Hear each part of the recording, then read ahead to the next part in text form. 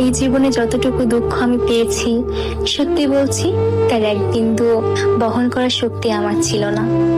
কখনো চাইলেই কাঁদতে পারিনি, কখনো কারো কাঁধে মাথা রেখে বলতে পারিনি আমি ভালো নেই। তাই নিজের ভেতরেই সব জমিয়েছি, হাসি মুখের আড়ালে, নীরবতার গভীরে।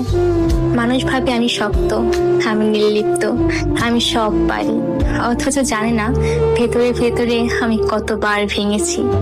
একা রাতে বালিশ ভিজিয়েছি, চোখের জল দিয়ে গোপনে যুদ্ধ চালিয়ে গেছি। আমি নিজেকে এতবার জোড়া লাগিয়েছি যে এখন নিজের আসল রূপটাই ভুলে গেছি। কখনো ভেবেছি হয়তো এই দুঃখগুলো সামলে নিতে পারবো, হয়তো সময় ঠিক করে দেবে সবকিছু। কিন্তু বাস্তবতা হলো আমি আয়ত্তের বাইরে দুঃখ ধারণ করতে করতে এখন নিজেই ধ্বংস হয়ে গেছি। এখন মনে হয় আমি আর আমি নেই, আমি কেবল এক ভাঙা মানুষ যার ভেতরে অনেক কথা জমে আছে, কিন্তু শোনার কেউ নেই। সবাই বলে খারাপ সময় সব সময় থাকে না, সময় ভালো হয়ে যাবে, কিন্তু কেউ বোঝে না সময় শুধু ক্ষত তৈরি করে।